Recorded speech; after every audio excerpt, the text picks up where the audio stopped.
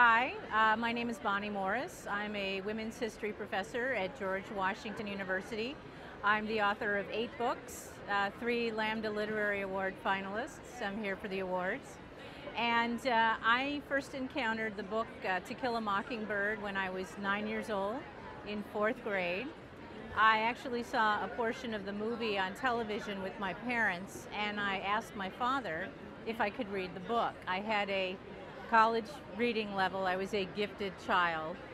But my father was very apprehensive about the adult content, and he said before he would let me read the novel, he wanted to educate me about the history of race relations in the American South. So he actually tutored me, and he required me to read several books by Mark Twain and get sort of an overview of American literature. And then I was permitted to read Harper Lee's novel on my own when I was 9 years old. And I'm sure a lot of it went way over my head. Nonetheless, obviously, as a young radical, I identified very much with Scout, and with Scout's precocity as an early reader.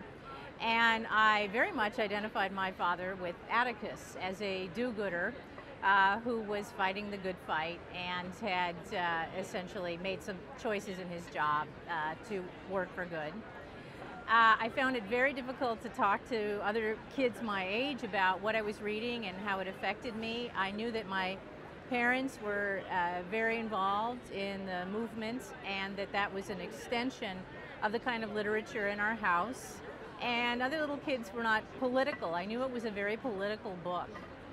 I also felt very keenly the value of having read that book when a year or two later we moved to the South. So I had been in Los Angeles, very much protected from the reality of Southern culture and encountering it, through this very dynamic story. And then suddenly I was actually living in a South that had only the year before desegregated. And it was an extraordinary transition. The fact that I was conversant in books like To Kill a Mockingbird did not help me.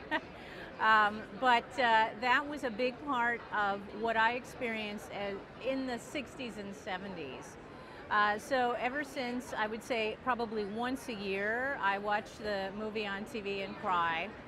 And I've certainly, taught it in school.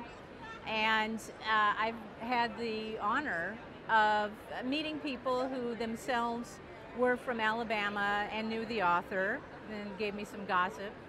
I also think that for many young women like me, there were only a few child heroines that we were introduced to through literature.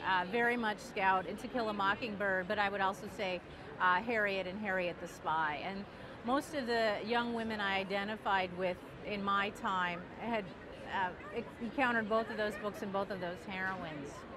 So it's a real pleasure to be part of the 50th anniversary. I would say that almost no other book has compelled people to think about how children are politicized in the history of American racism. And I hope it continues to be something that very young kids are introduced to. There's no reason that children shouldn't be reading the book. My name is Judy. I'm an educator from South Jersey, and I just wanted to say that To Kill a Mockingbird is certainly a timeless classic.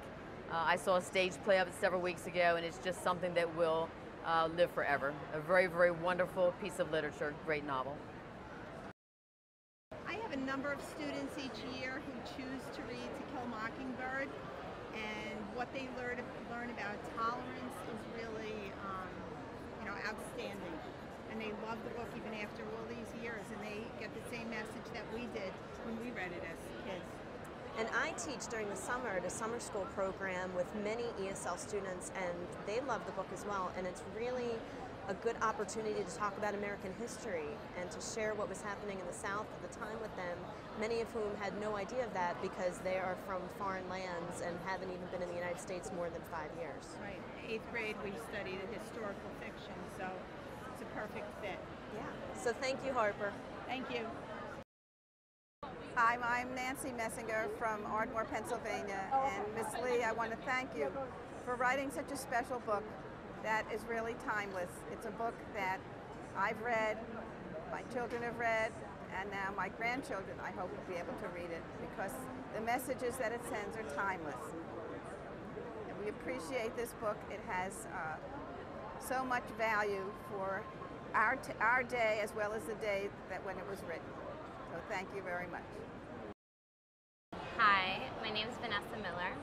I'm a teacher here in New York City at a day school, private day school, and To Kill a Mockingbird was one of my favorite books growing up. I remember reading it in 6th grade, and there's something so humane about Atticus Finch that when I was growing up, I wanted to marry someone like Atticus Finch, someone who's moral, a human being, a good human being who understands people's struggles and fights for what is right.